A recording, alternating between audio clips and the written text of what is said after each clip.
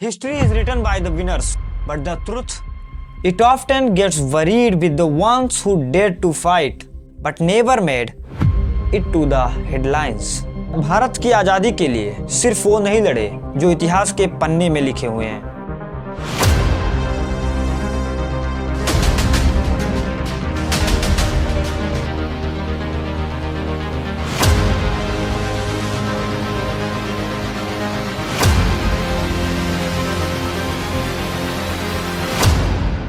बल्कि वो भी लड़े जो खेतों में, जंगलों में, जेलों में अपनी देश के लिए कुर्बानी देते गए।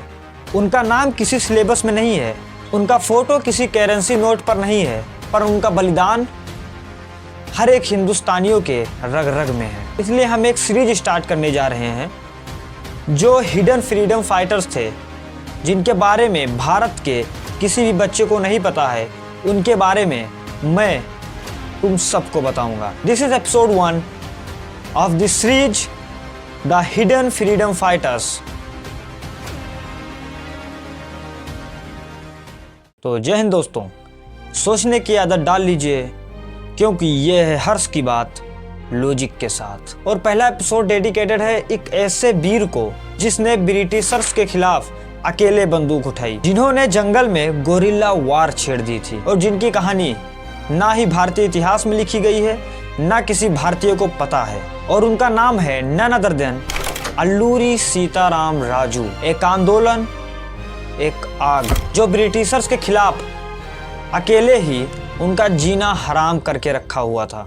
साल था 1897। आंध्र प्रदेश में भीमावरम के समीप पांडरंगी विलेज में उनका जन्म हुआ। उनके पिता एक सिविल सर्वेंट थे। उनका बचपन ज्यादा आराम से नहीं गुजरा था क्योंकि बचपन में ही उनके पिता का देहांत हो गया था। उनका बचपन अपने माँ के साथ घूमते घूमते आसानी से बीत गया था। लेकिन उसी बचपन में उन्होंने देखा ब्रिटिशर्स का ऑपरेशन, ट्राइबल लोगों की दर्दनाक जिंदगी, उनके जमीनों पर ब्रिटिशर्स का कब्जा, और वहीं उनकी सोच पलटी एक सिंपल बॉय से एक क्रांतिकारी की तरफ। उन्होंने पढ़ा, समझा और अपने आप को तैयार किया भारत माता के लिए। विशाखापट्टनम के फॉरेस्ट में कोया ट्राइबल्स रहते थे। अगर आपको नहीं पता है कि ये कोया ट्राइबल्स क्या है तो मैं बताता हूँ। विशाखापट्टनम के फॉरेस्ट में जो ज़्यादा पॉपुलेशन वाले आदिवासी रहते थे उन्हें कोया ट्राइबल्स कहते थे। साधारण रूप से अगर समझे तो उन्हें आदिवासी भी कह सकते हैं। लेकिन मद्रास फॉरेस्ट एक्ट 1882 के तहत ब्रिटिशर्स ने उनका जीना हराम कर दिया था। पहले चलिए जानते हैं कि ये मद्रास फॉरेस्ट एक्ट क्या है। 1882 में ब्रिटिशर्स ने बनाया था द मद्रास फॉरेस्ट एक्ट, एक ऐसा कानून जो कहता था कि अब जंगल सरकारी संपत्ति है और सरकार ही तय करेगी कि कौन वहां रह सकता है, कौन वहां जा सकता है और कौन वहां से क्या ला सकता है। ये सब कुछ अब सरकार ही तय करेगी। यानी कि अब जंगलों से आदिवासी का हक बिल्कुल खत्म कर दिया गया था। हंटिंग पर बैन लगा दिया गया और उन्हें बॉन्डेड लेबर बना दिया गया। अगर आप बॉन्डेड लेबर का मतलब नहीं जानते हैं तो मैं बताता हूँ। बॉन्डेड लेबर मीन्स कि अपना ऋण चुकाने के लिए उनके खेतों में काम करना। यानी जो आदिवासी थे वो अपना ऋण चुकाने के लिए ब्रिटिशर्स के कहने पर उनके खेतों में काम करें। और यही दर्द राजू को चुभा।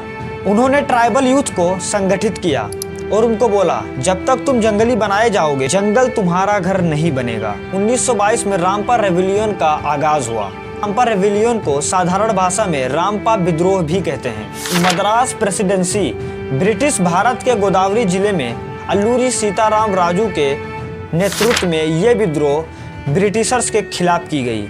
ये विद्रोह 1922 में स्टार्ट हुआ और जब तक अल्लूरी सीताराम का देहांत नहीं हुआ तब तक ये विद्रोह ब्रिटिशर्स के खिलाफ चलता रहा। अल्लूरी सीताराम राजू ने एक ट्राइबल आर्मी बनाई और ब्रिटिशर्स के पुलिस स्टेशन पर आग लगा दी। सीताराम राजू हर अटैक के बाद जंगलों में छुप जाते थे। ब्रिटिशर्स कंफ्यूज हो गए थे कि ये आदमी है या कोई शैडो। ब्रिटिशर्स ने उनकी तलाश में हजारों सिपाही भेजे लेकिन उन्हें कोई भी नहीं पकड़ सका।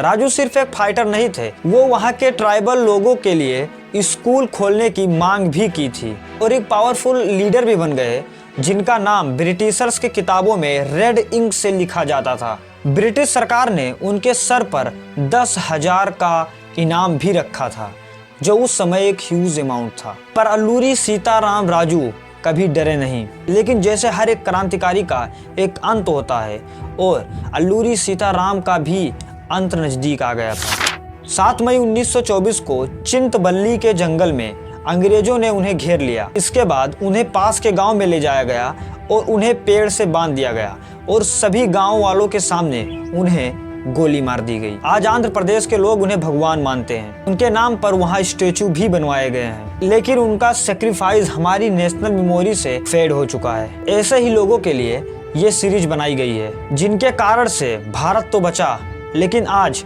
भारत ही उन्हें भूल गया। अगर आपको लगता है कि ये कहानी हर एक फ्रीडम फाइटर्स की कहानी सभी लोगों तक पहुँचे, तो ये वीडियो अपने दोस्तों के पास जरूर शेयर करें, अपने फैमिलीज के पास जरूर शेयर करें। और अगर आप भी चाहते हैं और भी वीरों की सच्ची कहानियाँ, तो चैनल को सब्सक्राइब जरूर करें और बेल आइकन को भी प्रेस कर देना। और अगर ये वीडियो आपको अच्छी लगी है तो वीडियो को लाइक जरूर करें, और जाते जाते कमेंट बॉक्स में जय अल्लूरी राजू जरूर लिख कर जाएं, क्योंकि ये है हर्ष की बात लॉजिक के साथ। और मिलते हैं एक और बेहतरीन एपिसोड के साथ। तब तक के लिए जय हिंद, जय भारत।